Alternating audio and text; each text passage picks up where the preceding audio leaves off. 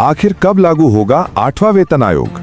8वें वेतन आयोग को लेकर क्या है सरकार का प्लान? नवंबर 2025 की शुरुआत में केंद्र सरकार ने 8वें वेतन आयोग का गठन कर दिया और इसके टर्म्स ऑफ रेफरेंस को भी मंजूरी दे दी, जिसके बाद देश भर के करोड़ों कर्मचारियों और पेंशन धारकों में नई उम्मीदें जाग गई हैं।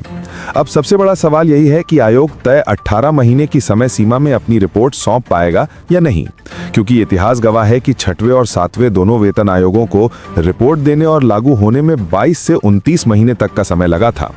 विशेषज्ञों का कहना है कि इस बार भी वही पैटर्न दोहराया जा सकता है, क्योंकि रिपोर्ट तैयार होने के बाद उसे मंत्री समूह, कैबिनेट, इंटर मिनिस्ट्री कंसल्टेशन और वित्तीय प्रभाव के विश्लेषण जैसे कई अहम चरणों से गुजरना होता है, जिनमें 4 से 6 महीने और लग जाते हैं।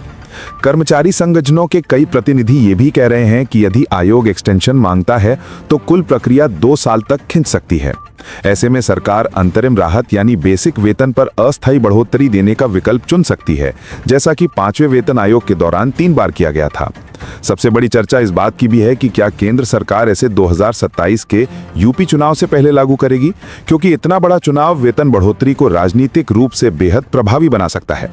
लेकिन कई विशेषज्ञ ऐसे समय के हिसाब से लगभग असंभव मानते हैं। हालांकि चूंकि टीओआर नवंबर 2025 में ही मंजूर हो चुका है और वर्तमान में प्रारंभिक प्रक्रियाएं तेजी से आगे बढ़ रही हैं, इसलिए अनुमान लगाया जा रहा है कि 8वां वेतन आयोग देर से देर 2027 के अंत तक लागू हो सकता है और आने वाले महीनों में कर्मचारियों और पेंशनरों को इस दिशा में कोई महत्वपूर्ण अपडेट मिलने की पूरी संभावना है। अगर आप भी देश की बड़ी खबरें सबसे पहले पाना चाहते हैं तो वीडियो को लाइक करें और चैनल को सब्सक्राइब करना ना